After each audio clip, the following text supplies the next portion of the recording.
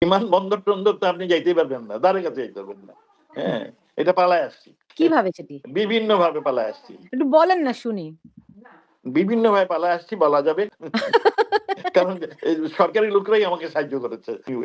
দেশ থেকে আপনি কিভাবে বের হলেন এবং দেশে যে ৮ মাস থাকলেন, আপনি বলছেন আপনি ৬ টা সিম বদল করেছেন। কেমন ছিল আপনার সেই ৮ মাসের এইটা জীবন? একটা আপনার সিনেমা হইতে পারে। সুন্দর মুভি হবে। হ্যাঁ? এইটা আমার গিন্নি আমার আমি I was the last man to leave the country. আমি কোন অন্যায় করিনি। কাউরে কোনদিন জেলে পাঠাইনি। কোন চুটজামারি করিনি।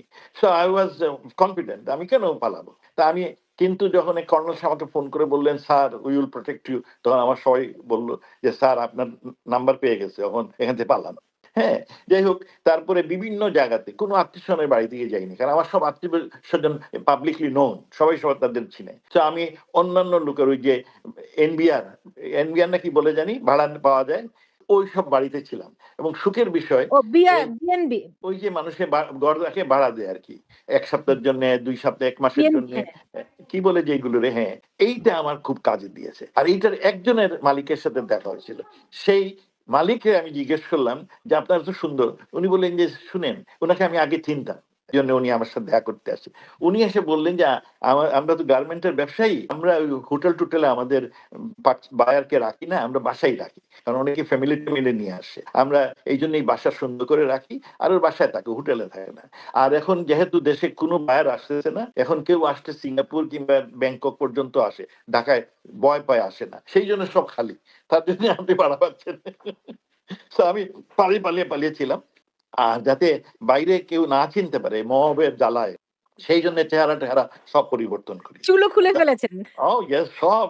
তাও আপনাকে বলি এই যখন নাপিতের কাছে গেলাম, সুতরাং এক বাসায় গেলাম সার্টেন টাইমে। ওই বাসায় এক নাপিত আসলো। হ্যাঁ? এটা আমার বাসা না, আরেকজনের বাড়িতে। যাতে ওই নাপিত কাউরে বলতে পারে না কোথায় আমার সাথে দেখা হইছে।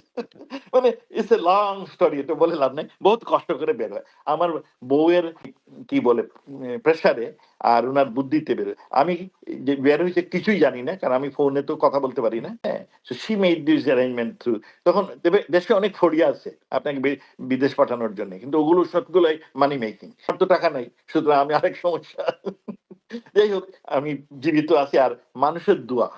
বহু লোক আমার জন্য দোয়া করেছে। ওমরা হজ করেছে। Can you believe it? আমি তাদের চিনি-টিনি না। But they did it. তো এই বেঁচে আসছি। ও আর বাই এখানে আমার মানে এয়ারে আসছেন ছেলে-মেয়ের উপরে নাকি আছি। হ্যাঁ? মানে সরাসরি শাহজালাল থেকে এসেছেন নাকি অন্য কোনো বিমানবন্দর থেকে? না, বিমানবন্দর-টন্দর তো আপনি যাইতেই পারবেন না। দ্বারের কাছে যাইতে পারবেন না। হ্যাঁ? এটা পালায় আসছি। কিভাবে সেটি? বিভিন্নভাবে পালায় আসছি। একটু বলেন না শুনি। বিভিন্নভাবে পালায় আসছি বলা যাবে কোনো এক সময়। হুম? এখনো বলতে চাচ্ছেন না। হ্যাঁ, এখনো সিক্রেট। বলতে চাচ্ছি না। কারণ এই সরকারি লোকরাই আমাকে সাহায্য করেছে। আচ্ছা বুঝতে পেরেছি, বুঝতে পেরেছি। সবাই যারাই দেশ থেকে বের হতে পেরেছে সবাইকেই বোধহয় সরকারি লোকেরাই সাহায্য করেছে। অ্যারেঞ্জমেন্টটা কি আরকি? I cannot tell it. আমার এগুলো অ্যারেঞ্জমেন্ট আমার গিন্নি করেছেন। এই আমেরিকা থেকে বসে। আচ্ছা বুঝতে পেরেছি। যাক আপনি যে নিরাপদে আসতে পেরেছেন এটি একটা অনেক বড় ব্যাপার। আ নিশ্চয়ই অন্য আরেকদিন আপনার সঙ্গে অনেক কথা হবে। আপনি আপনি ভালো থাকুন ডক্টর মোমেন। ওকে আপনাদের সবাইকে অসংখ্য ধন্যবাদ এবং ধৈর্য সহকারে আপনি আমার কথা শুনছেন সেইজন্যেও আমরা সাদাসিধা মানুষ দেশটাকে বাঁচাতে হবে। আর আমরা দেশটাকে জঙ্গি দেশ বানাতে চাই না। এই ব্যাপারে সবার উদ্যোগ নেওয়া দরকার। আপনি কোন দল করেন না করেন ইট ইজ সেকেন্ডারি। ১ নম্বর হচ্ছে দেশ।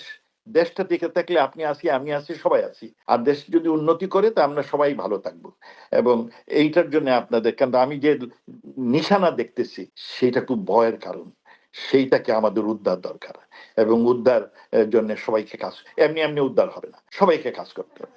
জি, অসংখ্য ধন্যবাদ। জি। জয় বাংলা, ভালো জয় থাকুন। বঙ্গবন্ধু।